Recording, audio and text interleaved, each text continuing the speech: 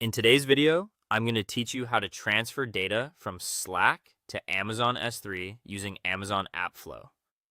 Amazon AppFlow is a managed AWS service that lets you move data between applications without building your own custom integration.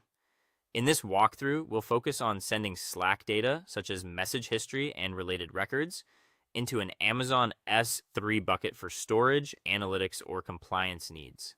Before you begin, make sure you have the right permissions in both Slack and AWS, since this setup requires admin level access to create the Slack app, approve scopes, and configure AppFlow and S3 resources.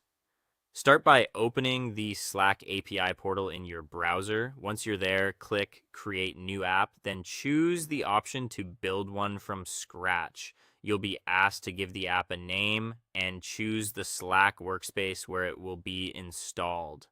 Pick a name that clearly identifies its purpose, then create the app. This app will act as the secure connection point between Slack and Amazon AppFlow. After the app is created, go to the OAuth and Permissions section from the left side menu.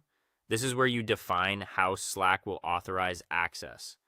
Scroll to the Redirect URLs area and add the official AWS AppFlow redirect URL for your AWS region. Be careful to use the correct regional URL because if the redirect address doesn't match what AWS expects, the connection process can fail later.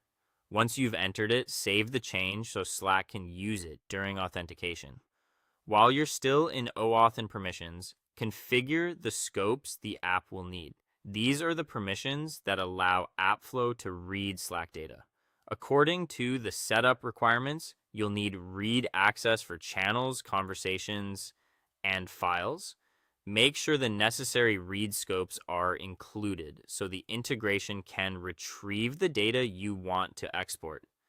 If these scopes are incomplete, AppFlow may connect successfully but fail to pull the content you expect. With that complete, the Slack side of the setup is ready for the next phase. At this point, the key idea is that you've created a custom Slack app, prepared it for OAuth authentication, and defined the access permissions required for data transfer.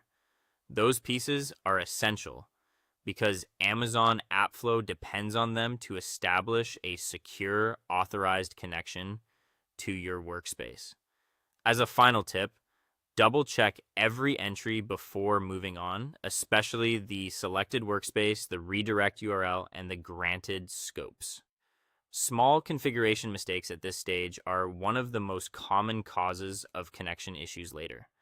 Once everything is saved correctly, you'll be in a strong position to continue with the Amazon S3 and AppFlow configuration.